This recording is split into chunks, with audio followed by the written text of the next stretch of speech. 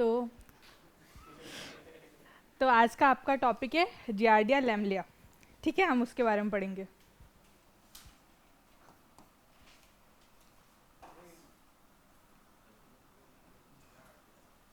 हाँ, तो ध्यान नहीं था। अब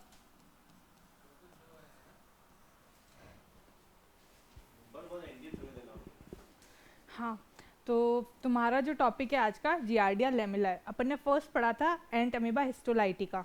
ठीक है, उसमें और इसमें क्या डिफरेंस है? तो एंट अमीबा हिस्टोलाइटिका जो था वो था जिसमें लोकोमोशन के लिए सूडोपोडिया कूट पाद पाए जा रहे थे।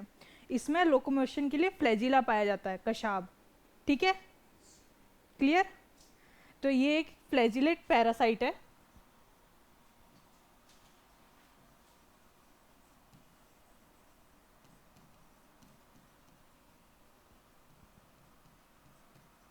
दूसरा, ये अपनी बॉडी में कहाँ इन्फेक्शन कॉज करेगा या कहाँ रहता है? तो ये जो डुडेनम और अपर पार्ट ऑफ जेजुनम में रहता है। स्मॉल इंटेस्टाइन के पार्ट पता है ना, वो शुद्धांत्र शेषांत्र करके थे, उसी में ड्यूडेनम और जेजुनम। तो ये कहाँ रहता है? एक तो ड्यूडेनम में, दूसरा अपर पार्ट ऑफ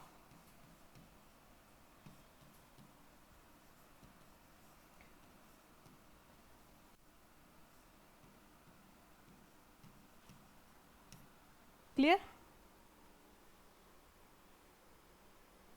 तो आपको बेसिक दो चीज़ें क्या पता होनी चाहिए जियार्डिया लैमेला के पास, कि एक तो लोकोमोशन करने के लिए उसके पास फ्लैजिला होना चाहिए, दूसरा ये कहाँ रहेगा आपकी बॉडी में, तो ड्यूडेनम और अपर पार्ट ऑफ जेजुनम में। ठीक है, फिर अपन इसकी मॉर्फोलॉजी पढ़ते हैं।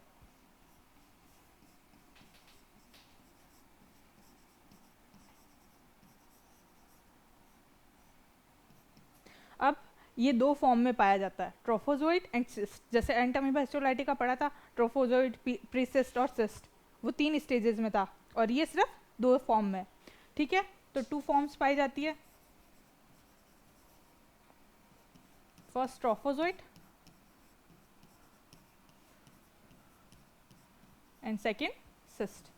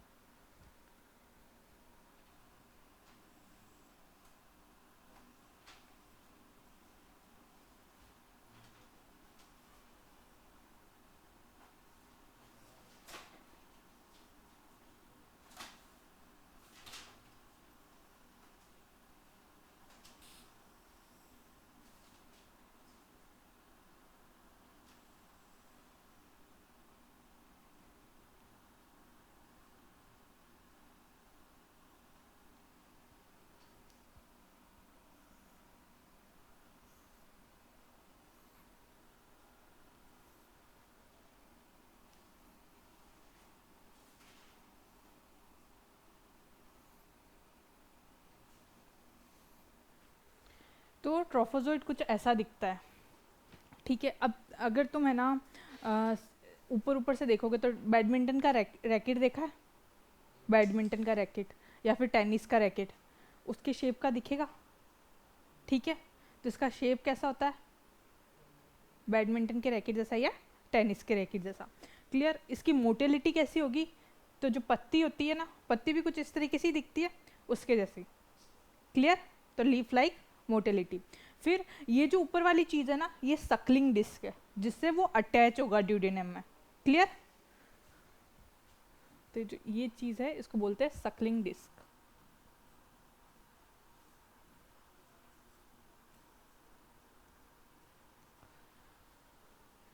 और ये जो आईज बनी हुई है ये क्या है, ये न्यूक्लियस है। पहले पढ़ लो फिर मैं टाइम दे दूंगी।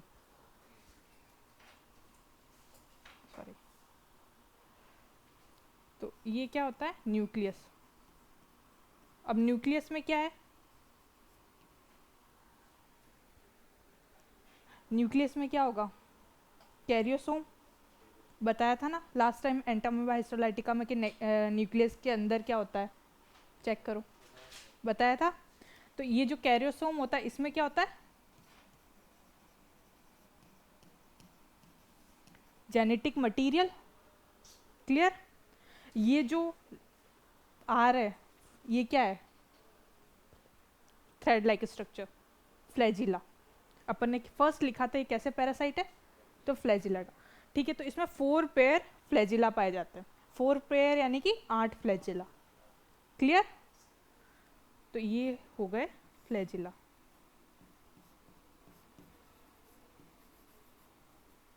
क्लियर। ये जो चीज होती है ना इसके ऊपर बनी हुई है, ये होती है बेसल बॉडी।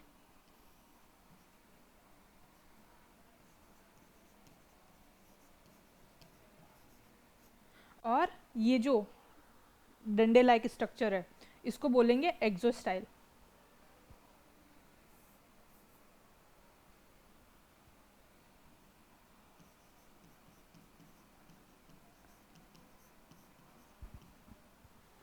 क्लियर, समझ में आया।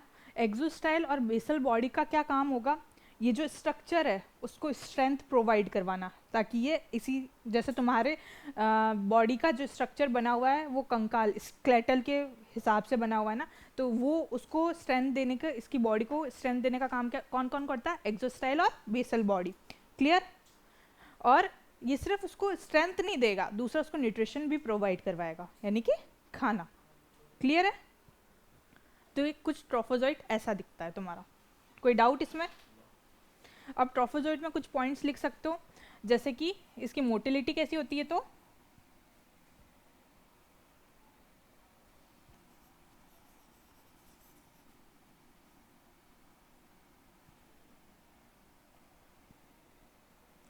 Leaf like motility.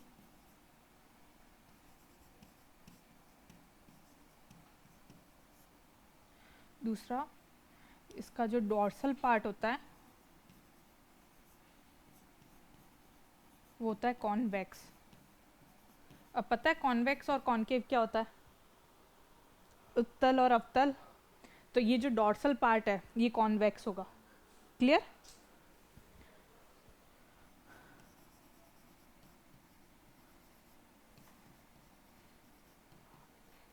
और वेंट्रल पार्ट कॉनकेव, यानी कि ये दो पार्ट जो होते हैं।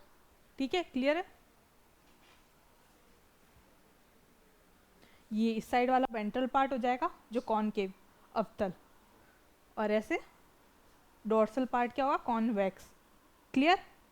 अब जैसे ऊपर वाला जो पार्ट है एंटीरियर वो राउंडेड है, और नीचे वाला पार्ट जो पोस्टीरियर है वो पॉइंटेड है, दिख रहा है ना।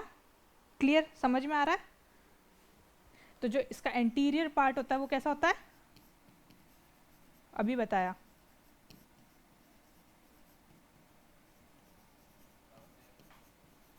और पोस्टीरियर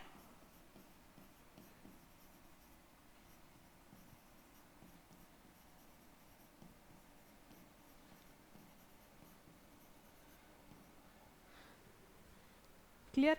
और इसकी लेंथ कितनी होगी, तो इसकी लेंथ होती है 14 माइक्रोन, यानी ये इतनी जो इसकी साइज होगी लेंथ वाइज, लंबाई कितनी होगी, 14 माइक्रोन।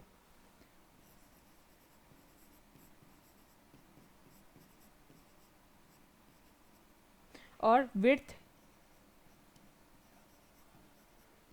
यानी कि चौड़ाई जो होगी इसकी वो 7 माइक्रोन। क्लियर? कोई डाउट? हर एक ऑर्गन का फंक्शन पता चल गया? मैं पूछ सकती हूँ वापस, सक्लिंग डिस्क का क्या काम होता है? सक्लिंग डिस्क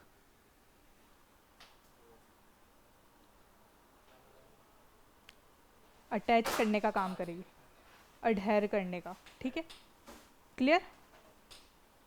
कोई डाउट हो तो अभी भी पूछ सकते हो, मैं वापस समझा सकती हूँ। हाँ तो ये बोल दिया करो ना। ठीक है, तो अपन फर्स्ट ट्रोफोजोइट के बारे में पढ़ रहे हैं। ठीक है, ट्रोफोजोइट का स्ट्रक्चर कुछ ऐसा दिखता है। कैसा दिखता है? तो बैडमिंटन या फिर टेनिस रैकेट से, या लिख सकते हो बैडमिंटन और टेनिस रैकेट शेप।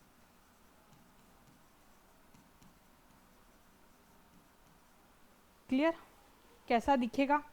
फिर इसमें क्या क्या चीज़ होती है? सक्लिंग डिस्क। सक्लिंग डिस्क का काम क्या होगा? अटैच करना, यानी ड्यूडेनम की जो म्यूकोजा होगी वहाँ जाके ये अटैच हो जाएगा और वहाँ पे क्या कॉज करेगा? इंटेस्टाइन में इन्फेक्शन कॉज करेगा ना। ड्यूडेनम इंटेस्टाइन स्मॉल इंटेस्टाइन का पार्ट है, वहाँ जाके अटैच होगा तो इन्फेक्शन कॉज करेगा। क्लियर? दूसरा, ये जो आई लाइक स्ट्रक्चर है वो क्या है? न्यूक्लियस। न्यूक्लियस में क्या प्रेजेंट होता है? कैरियोसोम। कैरियोसोम में क्या प्रेजेंट होगा? जेनेटिक मटेरियल, आनुवांशिक पदार्थ। ठीक है, और ये क्या है? एक्सोस्टाइल। ठीक है, रॉड लाइक स्ट्रक्चर क्या है? एक्सोस्टाइल। इसका क्या काम होगा? एक तो स्ट्रेंथ प्रोवाइड करवाना और दूसरा न्यूट्रिशन। ठीक है, बेसल बॉडी सेम, दो ही काम है इसका, एक तो स्ट्रेंथ, दूसरा न्यूट्रिशन। क्लियर? उसके अलावा अपन इसमें क्या देखते हैं? Flagella, four pair of flagella पाए जाते हैं। क्लियर? उसके अलावा अपन देखते हैं कि इसकी मोटिलिटी कैसी होती है, यानी मोशन कैसे करता है? तो पत्ती, जो पत्ती करती है वैसा मोशन करता है। डोर्सल पार्ट यानी ऊपर वाला जो ये पार्ट है ये कॉन्वेक्स होता है। वेंट्रल पार्ट यानी साइड वाला पार्ट वो कैसा होता है? कॉनकेव। क्लियर?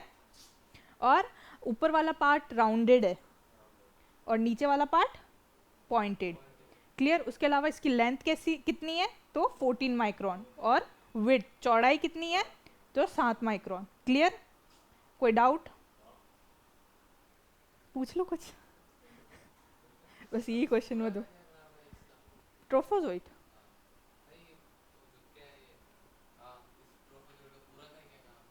मतलब ये स्ट्रक्चर है जियार्डिया लेमिला में, दो स्टेज में ये पाया जाता है, ट्रोफोजोइट और सिस्ट। मॉर्फोलॉजी, अपन जियार्डिया लेमिला की मॉर्फोलॉजी, उसके आकार की कैसी होती है वो पढ़ रहे हैं। ठीक है,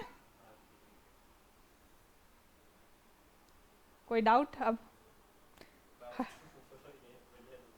अभी पढ़ रहे हो तुम पैरासाइट, पहला वो तुमने पूरा नहीं पढ़ा ना, इस हिसाब से डाउट आ रहा होगा। अभी सारी हिंदी बोली है मैंने। कितनी हिंदी बोली है मैंने?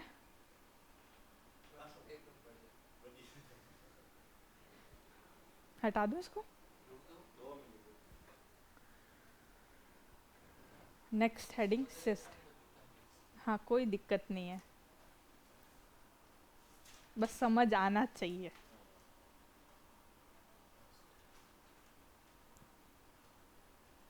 सब हेडिंग, सब हेडिंग मतलब मॉर्फोलॉजी में पहला ट्रोफोजोइट अपन कर चुके हैं, अब सेकंड अपन करेंगे सिस्ट। ये पहला ट्रोफोजोइट हो गया।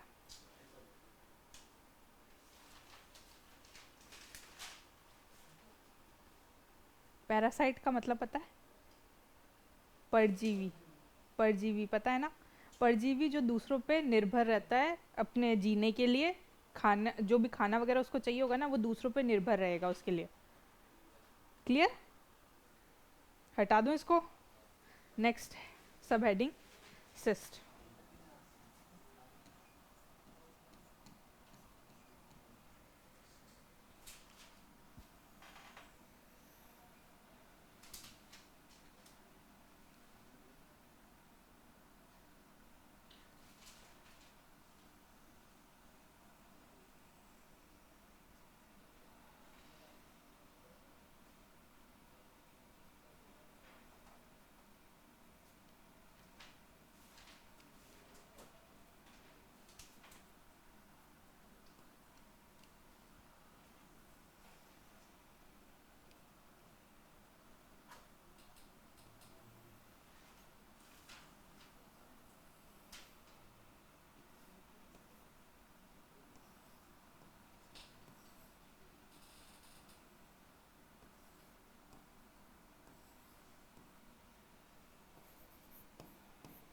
तुम्हारा सिस्ट कुछ इस तरीके से दिखता है। देखो, देख के ही पता चल रहा है ओवल शेप, यानी अंडे के आकार का। तो फर्स्ट पॉइंट ओवल शेप। दूसरा, ट्रोफोजोइट में 2 न्यूक्लियस थे, इसमें 4 न्यूक्लियाई दिखाई दे रहे हैं। ये जो 4 है ये क्या है? न्यूक्लियाई। तो डिफ्रेंशिएट कर सकते हैं कि इसमें 4 न्यूक्लियाई प्रेजेंट होते हैं।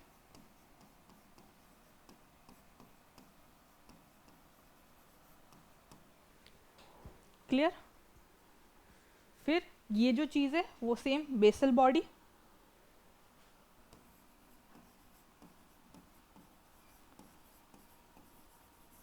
और इसको वापस एक्सोस्टाइल।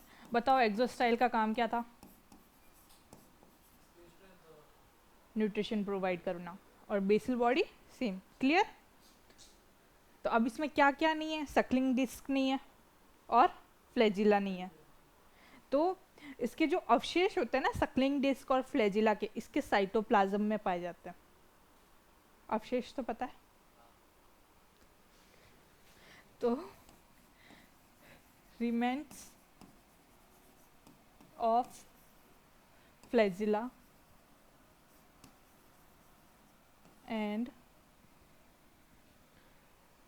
suckling disc present in cytoplasm.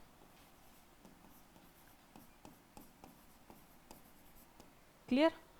यानी कि जो अवशेष होते हैं फ्लैजिला और सक्लिंग डिस्क के, वो इसके कोशिका द्रव्य में पाए जाते हैं। क्लियर? और ये सिस्ट क्या क्या कंटेन करता है? Nucleus, axostyle and basal body. तो इट्स कंटेन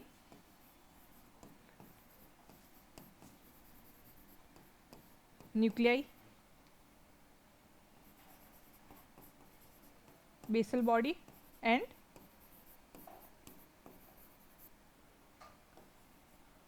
एक्सोस्टाइल।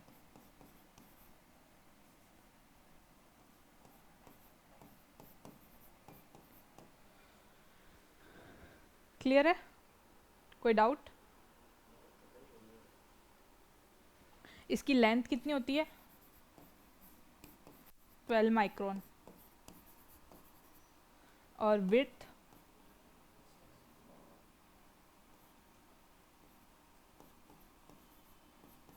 इसकी होती है 7 माइक्रोन।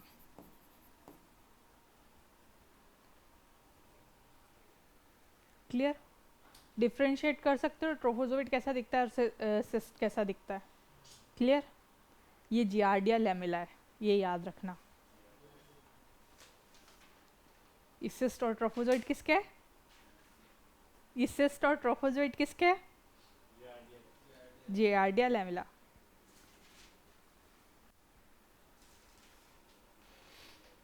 ये बाहर वाली वॉल क्या कहलाएगी? ये मैंने नहीं बताया, बताओ। Cell wall. किसी सेल के बाहर की वॉल क्या कहलाती है? तो ध्यान रखना।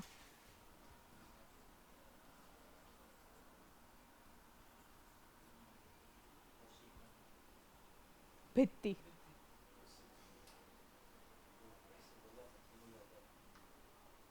ठीक है? क्लियर है? Giardia lamella. परजीवी।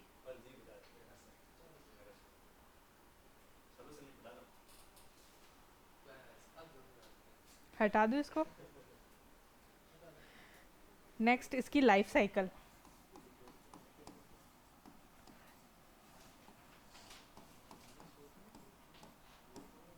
अब देखो इसकी लाइफ साइकिल कैसे स्टार्ट होगी। जनरली अगर तुमने कोई इन्फेक्टिव फूड या कंटामिनेटेड फूड खाया है जिसमें इसके सिस्ट प्रेजेंट हो, यानी कि इसकी इन्फेक्टिव स्टेज कौन सी हुई? अभी बोला क्या खाओगे तो डिजीज़ होगी, सिस्ट खाओगे तो डिजीज़ होगी। तो इसकी इन्फेक्टिव स्टेज क्या हुई? सिस्ट। तो सिस्ट में एक पॉइंट ऐड और करो कि ये इन्फेक्टिव स्टेज होती है। Infective stage.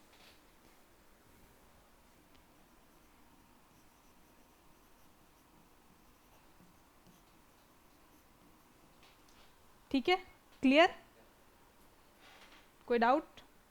इन्फेक्टिव यानी जो इन्फेक्शन कॉज करेगी। क्लियर?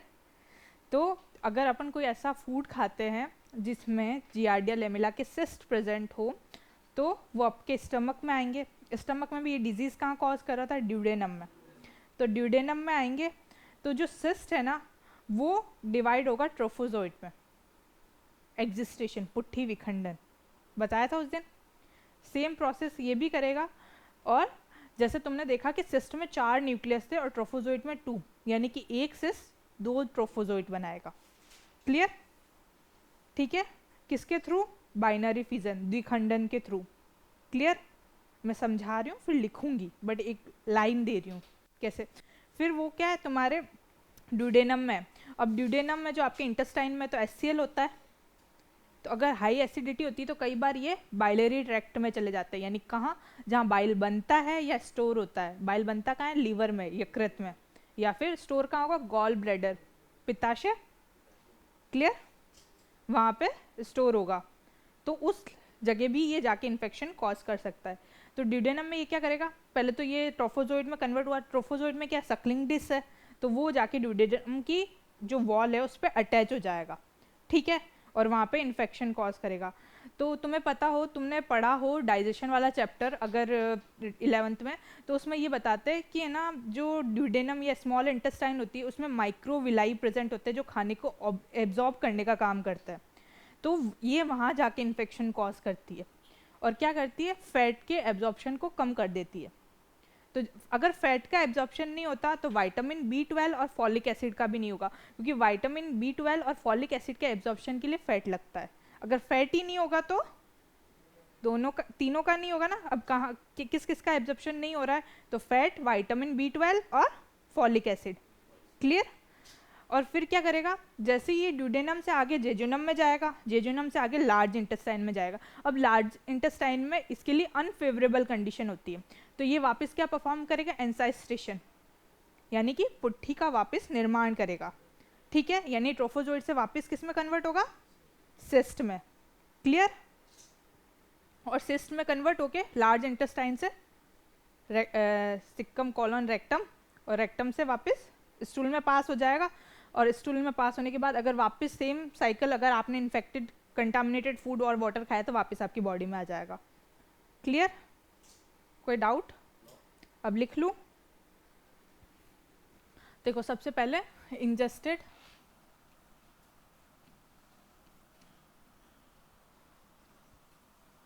कंटामिनेटेड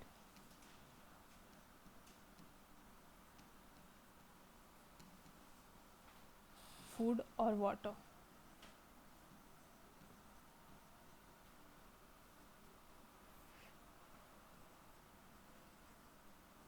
और उसमें क्या होगा? सिस्ट प्रेजेंट होंगे।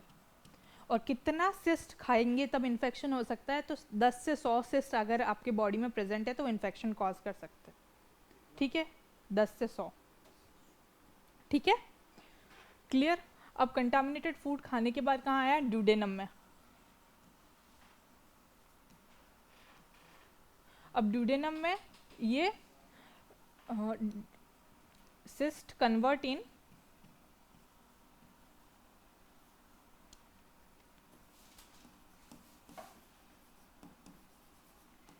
To trophozoite. अब टू ट्रोफोजोइट में क्यों हो रहा है? क्योंकि सिस्ट के पास 2 न्यूक्लियस थे, सॉरी 4 न्यूक्लियस थे, और ट्रोफोजोइट के पास 2 न्यूक्लियस थे।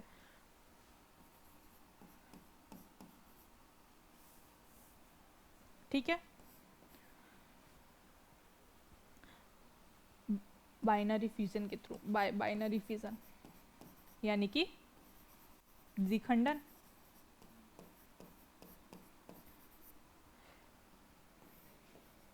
अटैच टू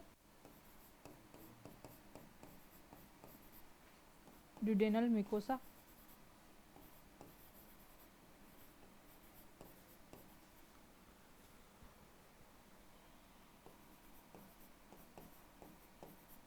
ठीक है? अब ड्यूडेनम के म्यूकोसा से अटैच करेगी या तो high due to high acidity,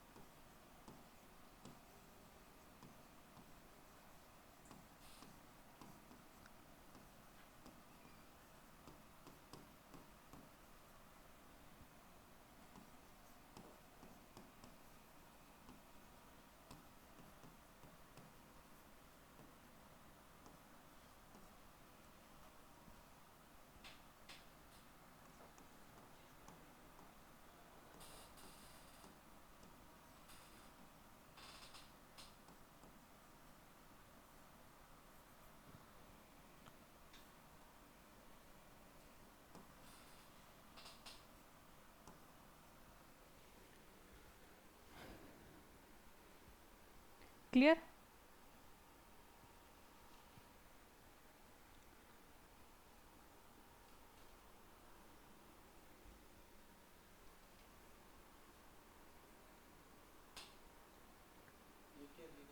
due to high acidity, HCl present होता है ना, acidity, transfer in biliary tract, यानी कि जहाँ म्यूकोसा, ड्यूडेनम म्यूकोसा, MUC,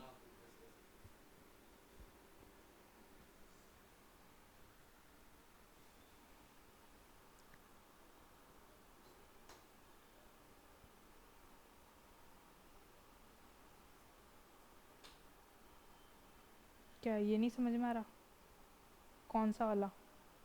ये वाला सेम, बाइलरी ट्रैक्ट, जहाँ बाइल बनता है या फिर स्टोर होता है।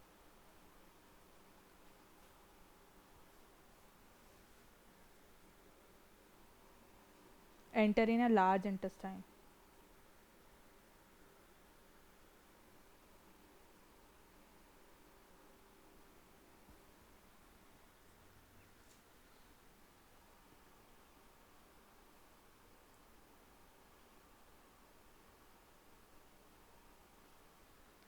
अनफेवरेबल कंडीशन, यानी प्रतिकूल परिस्थितियाँ। Passes in a faeces, stool,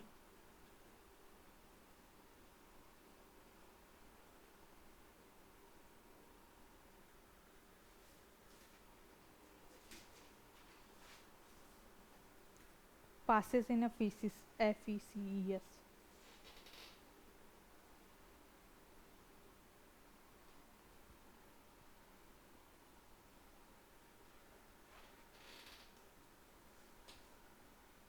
ठीक है, वापस समझाऊं। इंसान ने कंटामिनेटेड फूड और वाटर खाया जिसमें सिस्ट प्रेजेंट थे, फिर वो कहाँ गए? उसके ड्यूडेनम में। ड्यूडेनम में उन्होंने क्या किया? बाइनरी फिजन के थ्रू जो सिस्ट था वो 2 ट्रोफोजोइट में कन्वर्ट हुआ। ठीक है, अब ट्रोफोजोइट के पास सक्लिंग डिस्क और फ्लैजिला है, तो वो कहाँ अटैच हो जाएंगे? ड्यूडेनम की म्यूकोसा पे, या फिर एसिडिटी की वजह से बाइलरी ट्रैक्ट में जाके इन्फेक्शन कॉज कर सकते हैं। ठीक है, अगर उसके बाद भी तो आगे पैरासाइट जाएगा ना। अब ड्यूडेनम तो रुक नहीं जाएगा, ड्यूडेनम का जेजुनम, इलियम, फिर लार्ज इंटेस्टाइन। जैसे लार्ज इंटेस्टाइन में वो एंटर करेगा, वो उसके लिए अनफेवरेबल कंडीशन है, यानी प्रतिकूल परिस्थितियाँ। तो वापस सिस्ट बनाएगा, ट्रोफोजोइट से वापस सिस्ट बनाएगा। ठीक है, और लार्ज इंटेस्टाइन के बाद वो स्टूल में पास हो जाएगा। ठीक है, जैसे ही स्टूल में पास हुआ और उस पर मक्खियाँ बैठी और वो अगर तुम्हारे खाने पे बैठी तो वापस इन्फेक्शन। क्लियर? समझ में आ गया? कोई डाउट? कोई डाउट नहीं है ना? इसके बाद pathogenesis.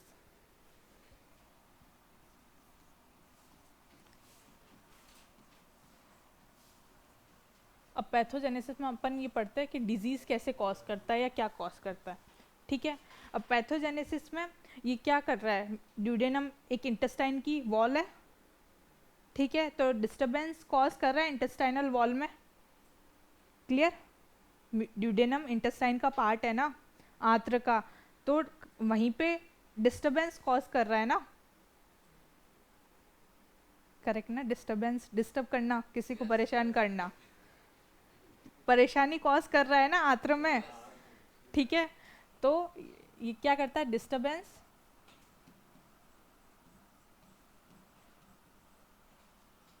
In intestine,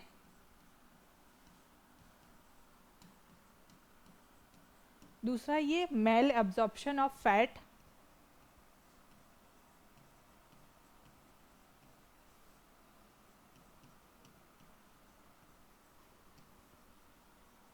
vitamin B12 and folic acid.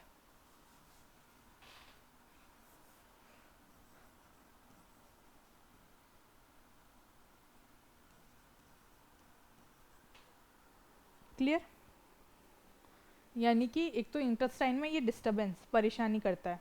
ठीक है, दूसरा मेल एब्जॉर्प्शन, ये फैट के एब्जॉर्प्शन को रोकता है। अगर फैट का एब्जॉर्प्शन रखेगा तो विटामिन B12 और फॉलिक एसिड का भी रुकेगा, क्योंकि उसके एब्जॉर्प्शन के लिए फैट लगता है। जब फैट है ही नहीं तो इन दोनों का एब्जॉर्प्शन भी। क्लियर? अब जनरली तो इसमें सिम्टम्स नहीं आते, यानी आपको अगर जियार्डिया लेमिला का इन्फेक्शन हुआ है तो वो एसिम्टोमेटिक रहता है। कभी कभार इसमें सिम्टम्स आते हैं, तो सिम्टम्स में क्या आ सकते हैं?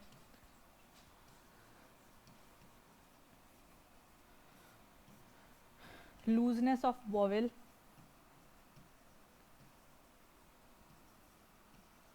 या फिर कह सकते हो उसको डायरिया।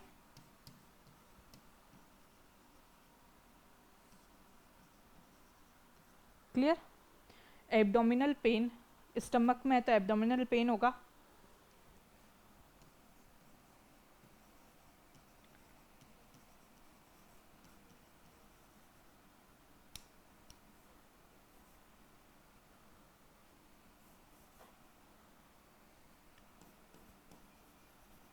उसके अलावा वॉमिटिंग हो सकती है। उसके अलावा एक सिम्टम आता है इसमें, स्टूटूरिया।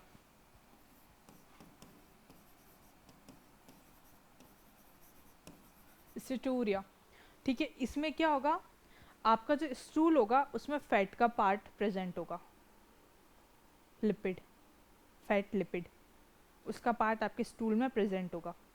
उस कंडीशन को बोलते हैं स्टूटूरिया, ठीक है।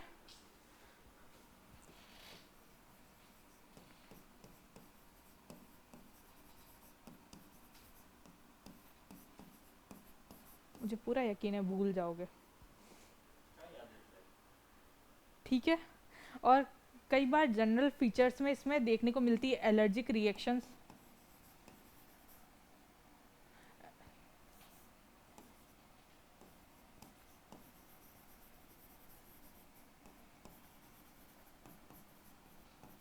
Fever and anaemia some time, कभी कभार, ठीक है। दूसरा इसका इंक्यूबेशन पीरियड होता है 1 से 3 वीक का। बताओ इंक्यूबेशन पीरियड क्या होता है?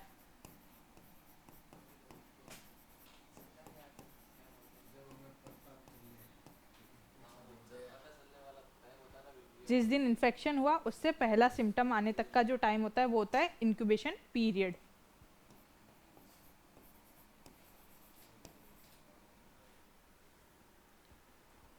क्लियर? कोई डाउट कि क्या डिजीज कॉज हो रही है?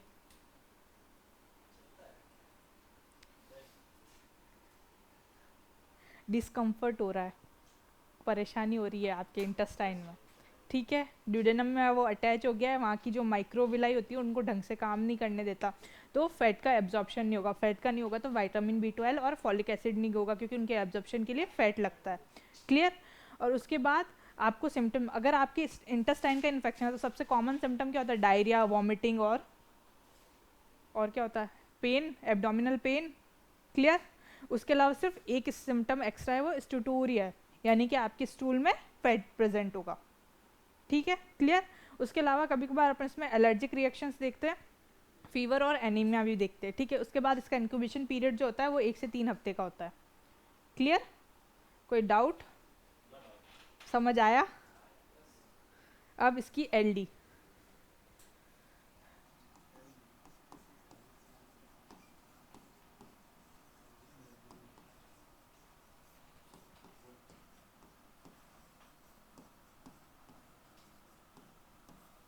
LD मतलब लेबोरेटरी डायग्नोसिस। हाँ, जो तुम लैब में करोगे। बताओ, अब जियार्डिया लेमिला का इन्फेक्शन हो जाएगा तो सैंपल क्या लोगे? हाँ, स्पेसिमेन। हाँ बताओ। बस ये लिया आज तक सैंपल? यूरिन लेंगे? ये यूरिन में कहाँ कोई डिजीज कॉज कर रहा है? दिमाग लगाओ। यहाँ क्या बात आ रही थी बार बार बीच में? स्टूल लेंगे ना? हाँ, क्या? करेक्ट। तो इसमें फर्स्ट करते हैं direct microscopy.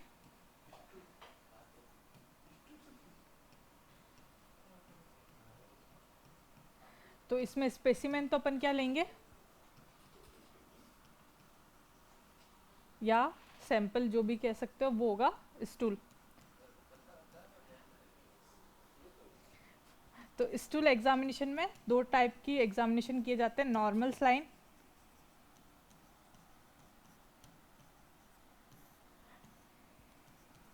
First normal saline, और दूसरा किया जाता है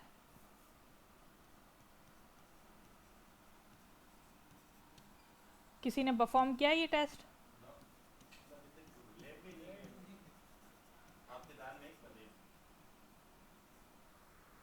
क्या? ठीक है, इसमें स्टूल एग्जामिनेशन में दो टाइप के एग्जामिनेशन किए जाते हैं, नॉर्मल सलाइन और आयोडीन। ठीक है, क्या करेंगे, एक अपन ने टेस्ट ये स्लाइड ली, ठीक है, इधर देखो, पहले पढ़ लो फिर लिख लेना। स्लाइड ली, स्लाइड में एक ड्रॉप यहाँ पे अपन ने डाला नॉर्मल सलाइन और एक ड्रॉप यहाँ पे डाला आयोडीन का सोल्यूशन। ठीक है, अब इसके ऊपर अपन स्टूल का सैंपल डालेंगे। ठीक है, थोड़ा सा स्टूल का सैंपल डाला और उसको मिक्स किया। ठीक है, इसमें भी थोड़ा स्टूल का सैंपल डाला और उसको मिक्स किया, इसके ऊपर रखी कवर स्लिप, फिर उसको देखेंगे माइक्रोस्कोप के अंडर 10x और 40x पे। क्लियर? ये होता है स्टूल एग्जामिनेशन, समझ में आ गया?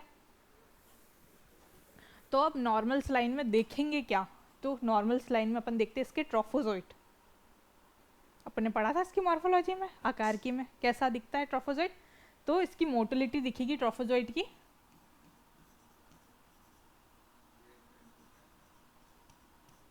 Leaf like. क्या?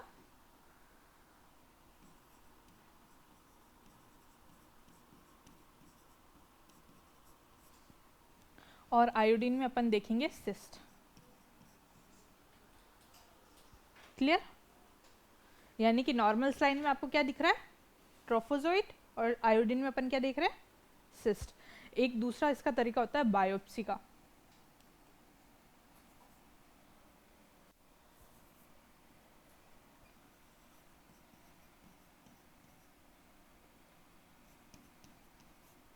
बायोप्सी के बारे में पता है?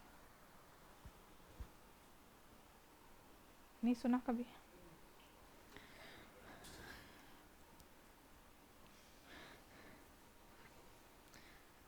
बायोप्सी में क्या करेंगे, जैसे ये ड्यूडेनम में इन्फेक्शन कॉज कर रहा है, तो ड्यूडेनम से उसका जो एस्पिरेशन होगा वो लेकर फिर उसका टेस्ट लगाएंगे। ठीक है, समझ में आया? एंडोस्कोपी सुना है? एंडोस्कोपी, एंडोस्कोपी नहीं पता?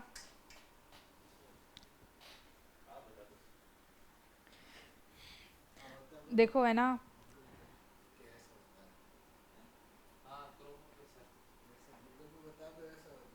क्या प्रोसीजर का नाम है एंडोस्कोपी?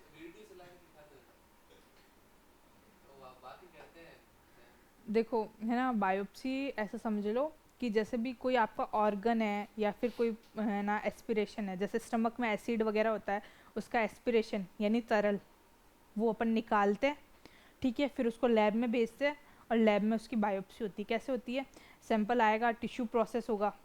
ठीक है, प्रोसेस होने के बाद एम्बेडिंग होगी, ब्लॉक फॉर्मेशन होगा, उसके बाद उसकी कटिंग होगी, स्लाइड बनेगी और उसको माइक्रोस्कोप में देखते हैं। तो इतना छोड़ो, तुम अभी इतना ध्यान रखो, बायोप्सी कैसे होगी कि आप कोई भी ऑर्गन लोगे, ठीक है, ऑर्गन या फिर उस ऑर्गन में प्रेजेंट एस्पिरेशन यानी कि तरल पदार्थ वो लोगे। करेक्ट? करेक्ट, ये तो समझ में आ गया। और उसको लेके लैब में भेजोगे और उसकी स्लाइड बना के अपन माइक्रोस्कोप में देखते हैं। ठीक है, क्लियर?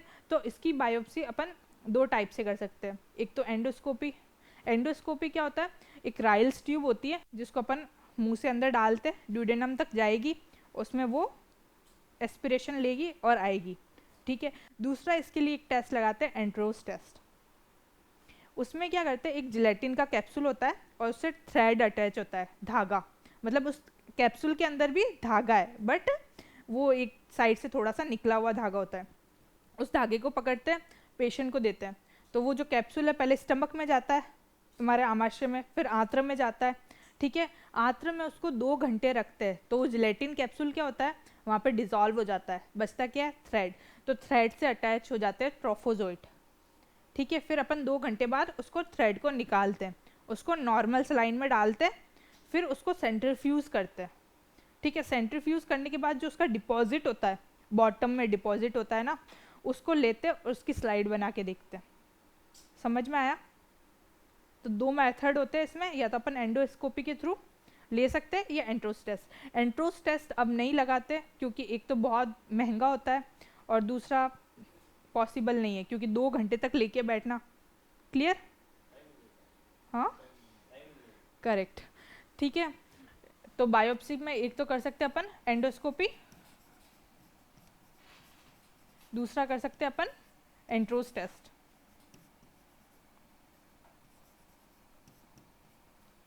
क्लियर? अब मैंने दोनों बता दी, दोनों मेथड क्या है। उसके अलावा अपन थर्ड लगा सकते हैं एंटीजन एंटीबॉडी टेस्ट। बताओ एंटीजन एंटीबॉडी टेस्ट में क्या लगाएंगे? देखो ये नहीं आया ना, बहुत शर्म वाली बात है। अलाइजा, एंटीजन एंटीबॉडी टेस्ट में अपन लगाएंगे अलाइजा। अलाइजा का फुल फॉर्म पता है? ये पढ़ रखा है, हाँ, ये 12th में भी पढ़ रखा है, 11th में भी पढ़ रखा है अलाइजा। एंजाइम लिंक्ड इम्यूनोसॉर्बेंट ऐसे पढ़ रखा है। Enzyme linked immunosorbent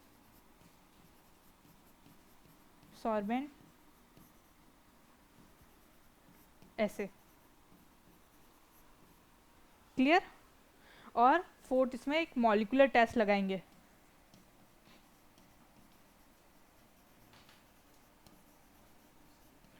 molecular test में लगाते हैं पीसीआर। चलो पीसीआर का फुल फॉर्म बताओ।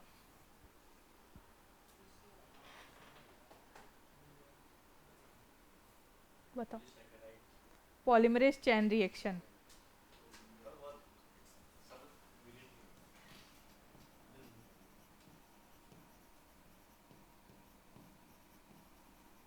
वो पढ़ा था ना पॉलीमरेज चेन रिएक्शन की, एक डीएनए का टुकड़ा होता है, उससे 30 बिलियन कॉपी बनती है डीएनए की। पढ़ा था बायोटेक में? नहीं पढ़ा था? हाँ, 12th में। तो ये टेस्ट लगाते हैं अपन लैब डायग्नोसिस। अगर तुम लैब के अंदर तुम्हारे पास जियार्डिया लैमिला का पेशेंट आएगा तो उसके साथ ये करना है। हाँ, यहाँ बात हो रही है अगर आ जाए तो क्या करना है। ठीक है, बताना नहीं है, टेस्ट लगा के उसको कंफर्मेशन बताना है कि क्या डिजीज है उसको। ठीक है, क्लियर? क्या ये 5 मिनट में हो जाएगा? एंट्रोस टेस्ट वो लगेगा, अलाइजा कार्ड टेस्ट है, और पीसीआर भी कार्ड टेस्ट होगा। हाँ, नहीं, इसका किट आता है। कोई भी एक टेस्ट से आपको डिटेक्ट करना है कि जियार्डिया लैमिला का इन्फेक्शन है। क्लियर? तो ये तुम लैब में करोगे अगर जियार्डिया लैमिला का पेशेंट आएगा तो। ठीक है, क्लियर? क्लियर? अब नेक्स्ट इसका हटा दो इसको। ट्रीटमेंट।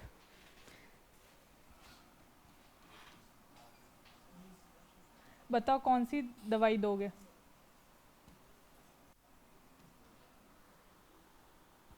कौन सी दवाई दोगे अगर जियार्डिया लैमिला का इन्फेक्शन है तो? मेट्रोनिडेजोल।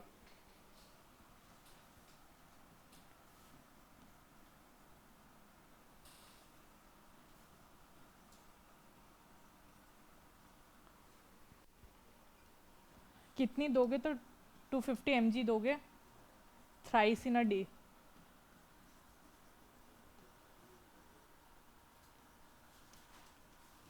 थ्राइस इन अ डे का मतलब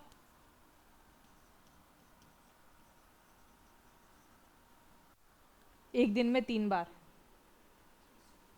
ठीक है, दूसरे इसमें दे सकते हो टीनी डेजोल।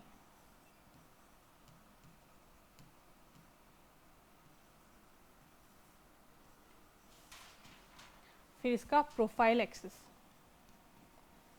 अब प्रोफाइल एक्सिस का मतलब पता है?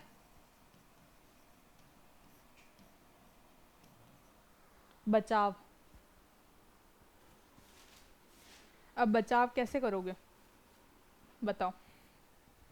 तुम्हें पता है ये डिजीज़ कैसे कॉज हो रही है, तो बचाव कैसे करोगे? अगर कंटामिनेटेड फूड और वाटर से हो रहा है तो जो वेस्ट मटेरियल है उसका प्रॉपर डिस्पोज करोगे ताकि इन्फेक्शन वाटर और फूड में नहीं आए। तो प्रॉपर डिस्पोजल ऑफ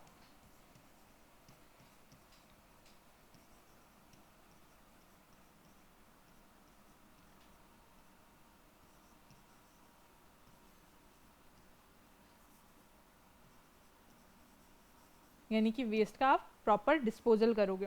दूसरा, पर्सनल हाइजीन, खुद की हाथ मतलब खुद का स्वच्छता का रख रखाव करोगे। और पर्सनल हाइजीन में क्या कर सकते हो? खाना खाने से पहले हाथ धो सकते हो। ठीक है, क्लियर? Maintain personal hygiene.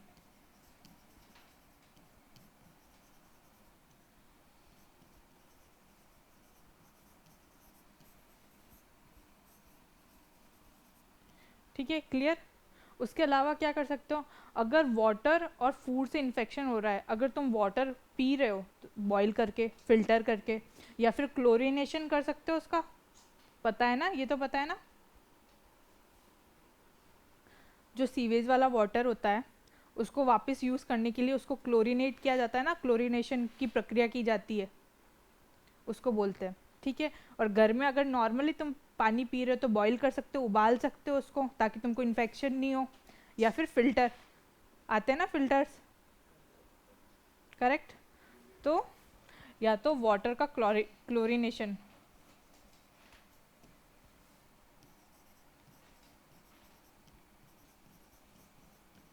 और दूसरा अपन क्या कर सकते हैं? Boiling of water, boiling and filtrating. और या तो बॉईल करोगे या फिल्टर करोगे।